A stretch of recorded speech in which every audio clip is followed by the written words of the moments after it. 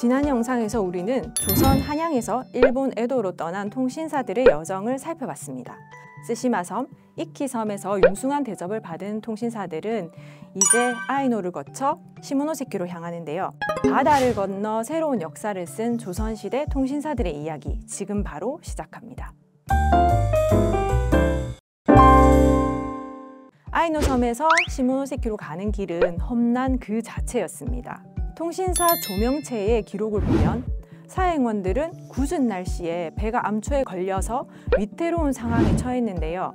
다행히 위기를 모면하고 어렵게 시모노세키에 도착한 이들은 이후 세토나이카이로 들어가는데 언뜻 보면 매해를 품고 있어서 잔잔할 것 같지만 이곳 역시 길이 녹록지 않습니다. 1748년 사행에서는 일본의 3대 나루 중 한 곳인 스와에서 예정에 없던 정박을 하는데요. 이곳에서 통신사들은 위험한 바닷길을 무사히 지나기 위해 마련된 일본의 새로운 제도를 접하게 됩니다. 대표적인 것이 어두운 밤에 백길을 다닐 때 산꼭대기에 지금의 등대와 같은 봉화를 피우는 것이죠. 이를 본 조명체는 불이 밤새도록 꺼지지 않아서 배가 언제든지 길을 잃지 않고 돌아올 수 있다 하고 기록을 했습니다. 통신사들에게는 위험천만한 바닷길이었지만 섬이라는 지리적 특성으로 조선과는 다른 일본의 항해 시스템을 직접 보고 접하게 됐으니 어찌 보면 전화위복이라고 할 수 있겠죠.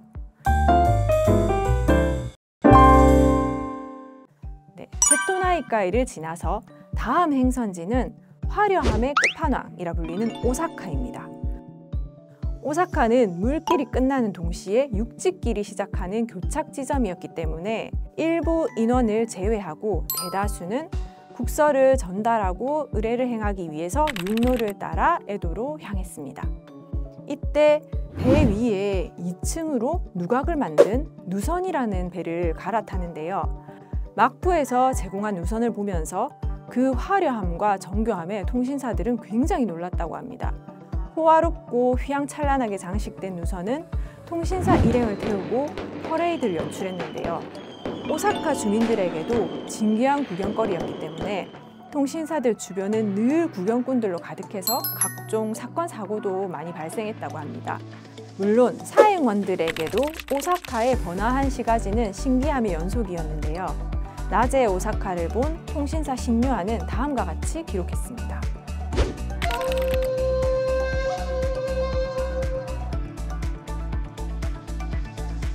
기이하고 번성한 도시의 진풍경에 감탄을 쏟아낸 통신사들. 당시 북방의 청나라가 최고라고 여겼던 이들에게는 아마 큰 문화 충격이었을 듯하네요.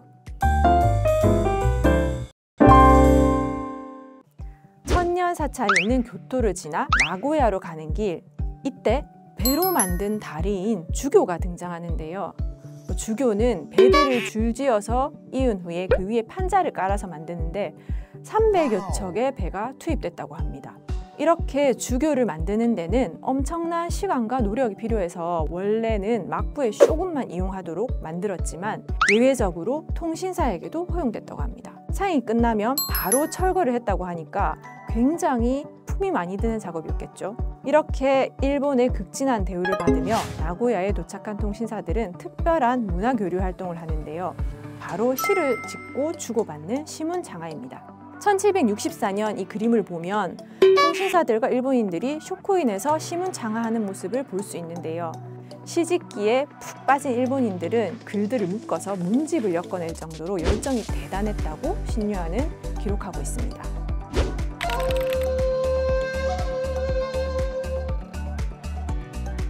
시문장하뿐 아니라 조선의 수준 높은 문화와 예술은 양국의 문화교류에 큰 역할을 하는데요. 악기를 연주한 악공, 그림과 글씨로 일본인들 사로잡은 화원과 사자간, 마리에서 하는 고개, 마상제까지 통신사의 다채로운 볼거리에 가는 곳곳마다 일본인들이 모여들었고 일본의 축제에는 아직도 통신사들의 흔적이 남아있을 정도라고 하니 최초의 한류는 아마 통신사로부터 시작된 듯합니다.